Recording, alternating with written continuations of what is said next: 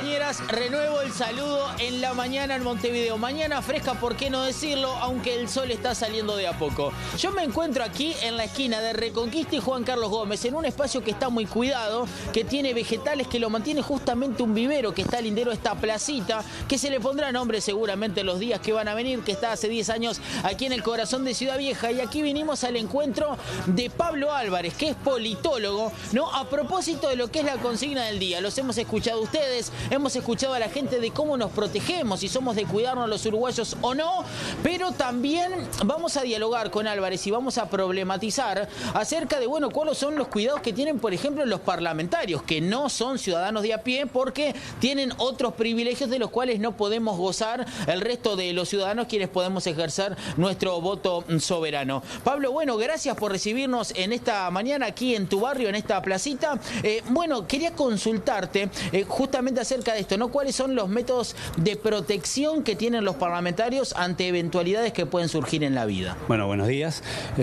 Lo principal que hoy es de alguna forma parte del debate público tiene que ver con los fueros parlamentarios. Eso están consagrados a la Constitución, en el artículo 112, 113 y 114 de la Constitución, y básicamente lo que establece es una protección a los parlamentarios, fundamentalmente pensemos en una perspectiva más histórica, de los ataques que podrían sufrir los parlamentarios desde otros poderes, el Poder Ejecutivo o el Poder Ejecutivo. Y por lo tanto, lo que establece este instrumento es la protección al cuerpo, es al Poder Legislativo y a los miembros del Poder Legislativo. Por esto es que se dice habitualmente que los fueros no pertenecen al parlamentario, sino que pertenecen a la Cámara. Pero quien dispone, en última instancia, de que un legislador mantenga sus fueros es su propia Cámara. Por lo tanto, está a mitad de camino, ¿no? La Constitución claramente establece que los fueros dependen de la Cámara, pero bueno, la Cámara define, o cada Cámara define las condiciones de un legislador. ¿Qué establece esos fueros? Bueno, en primer lugar, que un legislador no puede ser detenido,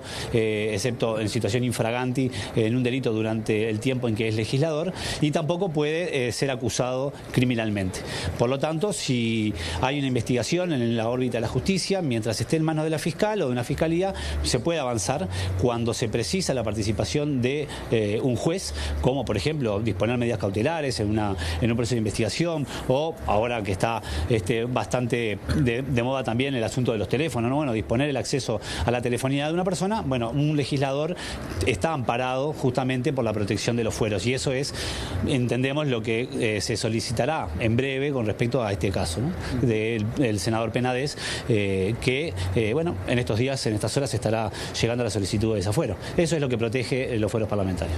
Bien, Pablo, mientras esperamos el contacto desde estudios para que Fito, Tania y Flor después te puedan hacer una pregunta, nos van a llamar en un ratito nada más. Yo te quiero consultar si los fueros, para empezar, bueno, ¿qué tiempo tienen? Es decir, ¿tienen un cierto grado de caducidad? Por ejemplo, en el caso Penades que vos nombraste, o sea, si bien no le pueden solicitar únicamente quitarle el fuero a Penades, sino a toda la Cámara, es decir, otros legisladores, en caso que hayan cometido algún delito, que la justicia haya decidido investigarlo, van a tener que comparecer ante la justicia igual, porque se levanta para todos y todas quienes están allí, ¿o no? No, se levanta para el caso. En este caso se levantan los fueros para el legislador o la legisladora al que se ha solicitado. Hemos tenido a lo largo de estos años otras solicitudes de desafuero, algunas han seguido el curso del desafuero, otros no, pero la solicitud es ante un legislador y lo que resuelve la Cámara, en este caso del senador Penades será la Cámara de Senadores, podría haber sido la Cámara de Diputados, se establece la solicitud para el caso del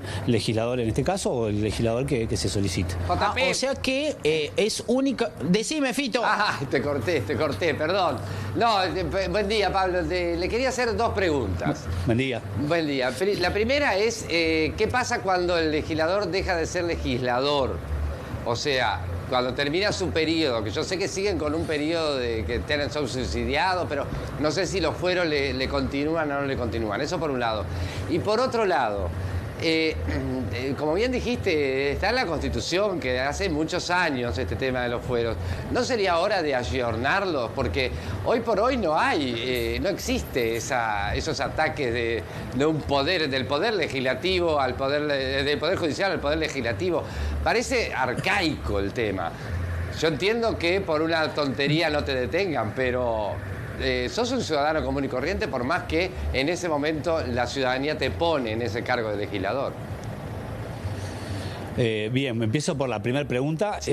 La Constitución no dice nada que lo que pase durante el periodo en que se deja de ser legislador, así que lo que uno debe entender es que en cuanto pierde la calidad de legislador, pierde obviamente la protección de los fueros, por lo que decíamos recién, los fueros pertenecen a la Cámara.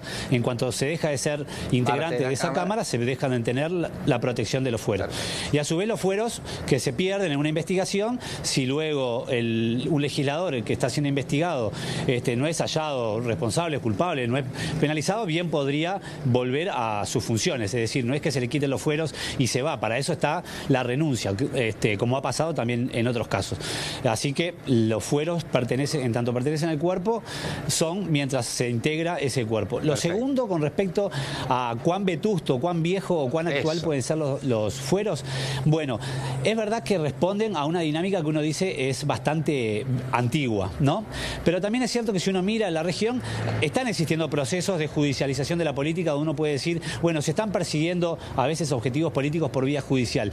No creo que sea el caso en absoluto de lo que está sucediendo en nuestro país y por lo tanto podríamos plantearnos la especificidad del Uruguay para decir, bueno, eso no está pasando en Uruguay, discutamos los fueros. Sí creo que pueden discutirse los fueros, el alcance de los fueros, de repente otro tipo de protección, como bien establece la Constitución, y es que los legisladores en el uso de su actividad no son responsables por los votos o por la opinión. Es decir, si hay una ley que a mí me perjudica, yo no puedo ir contra un legislador y hacerlo responsable. En eso es lo que protege el fuero parlamentario o eventualmente de sus opiniones. Pero también estamos viendo que últimamente, y termino con esto, hay legisladores o el uso, por ejemplo, de las redes sociales hace que los legisladores estén perdiendo todo tipo de decoro a la hora de participar en el debate público. Bueno, los fueros protegen cierta responsabilidad ante la opinión. Me parece que ahí hay un exceso y que deberíamos también pensarlo. Estoy de acuerdo contigo, Fito, que sería un elemento en una discusión constitucional que tendríamos que debatir. Incluso el trámite, porque en realidad cuando la justicia pide el desafuero tendría que ser automático prácticamente en este tipo de casos como este que estamos hablando, en este caso de Penades. Sí. Porque si vos me estás hablando, por ejemplo, de la prueba de un teléfono celular, yo estoy teniendo la posibilidad de borrar todo absolutamente de ese celular durante mucho tiempo. Mientras llega la Cámara lo discute en comisión, de comisión pasa a la Cámara y la Cámara lo vota. Mira, de lo que decís hay algo que me parece importante y es en el ejercicio de la representación política que llevan a cabo los legisladores, que es una de sus funciones, hoy se siente a veces cierta ajenidad, ¿no? Hay distancia a la política. El discurso ese contra la política, una de las cosas que suele ver es que se protegen a sí mismos, ¿no? Que, bueno, que los políticos son una cofradía, que se protegen, esta idea de casta que está usada en nuestros países, que aquí, bueno, se habla en otros términos. Bueno, a veces yo creo que la idea de los fueros pueden llegar a confusión en ese sentido y por lo tanto está muy bien que los legisladores, el cuerpo político, el Parlamento tenga respuestas claras ante este tipo de presunciones de la ciudadanía. Es decir, bueno, acá no hay una protección. Y en este caso tú decís, bueno, es una acusación muy clara, muy específica, y yo diría, debería servir también el Parlamento para poner en discusión estos temas. Más allá del trámite que tenga a nivel judicial, y es que lo que importa, las denuncias de explotación sexual infantil en Uruguay vienen en aumento. Los casos en el 2021 fueron 494 y en el 2022 fueron 529. Duplican los casos del año 2019. Este es un problema que tenemos en Uruguay. Ojalá el Parlamento, más allá de las discusiones que tienen que ver con la propia materia de la solicitud de desafuero, que es lo que corresponde discutir, también se anime a poner en discusión este tema y ponerlo sobre la mesa. Creo que eso es lo que sirve también cuando se habla del Parlamento como caja de resonancia de ciertos problemas. Pero bueno, veremos la forma en que lo discute. La información que tenemos por vía de los diferentes medios de comunicación es que el Parlamento y la Cámara de Senadores se dispone a tratar rápidamente este asunto. No me gusta nada esa expresión de pacto de caballeros porque justamente va en el sentido contrario de ofrecerle a la ciudadanía la garantía de que no hay una protección mutua. No, acá lo que tiene que haber es una decisión política. ¿La decisión política cuál es? ¿Acelerar el procedimiento? Perfecto. Acá no hay ningún pacto de silencio y creo que los partidos políticos, aunque les sea escabroso discutir este tema, les puede resultar difícil por la cercanía con la persona. Me parece que el Parlamento lo que no debe hacer es lo que han hecho otros actores políticos, que es respaldar justamente con señales que van desde el honor o la credibilidad en un caso de acusación que a veces perjudica o puede perjudicar a las víctimas en este tipo de denuncias. Creo que el Parlamento ahora tiene para hacer mano en una actividad política de primer nivel y es mostrarle a la ciudadanía que no hay ningún tipo de pacto a la interna del sistema político, que se usan los fueros como corresponde corresponde y que se entiende que se tiene que dar celeridad. Entre otras cosas, por lo que tú decías, por la importancia del tiempo en cierto tipo de investigaciones, el Parlamento actúe rápidamente. ¿Va a pasar esto, Pablo? Porque Manini ya se amparó en sus fueros en su momento, ¿no? O sea, ¿algo nos hace pensar que esto pueda llegar a cambiar? En general, se guapea mucho antes y después cuando se llega al momento y se ve lo que queda por delante, uno echa cuerpo a otro tipo de interpretaciones. Yo creo que el caso de Manini fue un caso en este tipo donde hubo claramente un pacto interno, ¿no? El propio Manini a priori decía, yo no me voy a amparar de los fueros, y después dijo, cuando me enteré lo que son los fueros, más vale que se me respalde. Ahí entramos en otra discusión y justamente creo que es el lado negativo de lo que estamos hablando. Yo creo que en cierto sentido los fueros tienen validez, pero cuando se exagera su función, lo que hace es perder credibilidad del propio sistema político. En este caso, el Parlamento y el propio senador Penades ha dicho que no desea ampararse en esos fueros. No es una decisión personal, un legislador no puede renunciar por sí solo ante los fueros, se necesita que al menos 2/3 de la Cámara que integra así lo disponga. Pero sí puede un senador, aunque no le levanten los fueros, presentarse a la justicia cuando la justicia lo cita. Bueno, presentarse sí podría, lo que no puede ser es acusado, según lo que dice la Constitución. Es decir, un legislador podría ir. Ahora, por ejemplo, en este caso en particular, que hay acción fundamentalmente por parte de la Fiscalía, es decir, que no se ha dado paso a alguna iniciativa que precisa de un juez, no hay ningún problema. Incluso con los fueros, como ha sucedido, puede la investigación avanzar al nivel de la Fiscalía. Cuando se necesite la acción de un juez, que ya implica un proceso de formalización, ahí yo entiendo que aunque el legislador quiera ampararse, el legislador, esto que decía recién, la interpretación sería, no puede por sí solo renunciar a podríamos decir, a una institución que no le corresponde a él, sino al cuerpo. Por lo tanto, uno puede decir, yo voy a donde me citen, es verdad, pero no podría eventualmente ser acusado. Por eso es que se dispone la solicitud del desafuero. Lo otro que puede ocurrir es renunciar, que es lo que ha pasado también en otros casos. Exime al Poder Legislativo de discutir si se mantienen o no los fueros para el caso y se renuncia. Bueno, hasta ahora no es lo que ha pasado. Pablo, ¿y cómo se encuentra el sistema político nacional en este momento para flexibilizar los fueros? Porque se puede entender que los fueros existen y que tienen su función, y yo relativizo eso de que no hay peligro de que como bien decís vos, se está judicializando todo, entre ellas la actuación de los senadores, los diputados. Pero para flexibilizarlo, por ejemplo, para que en estos casos tan graves no estén... ¿Hay un ambiente como para que eso sea posible o no lo ves? Habría que reformar la Constitución.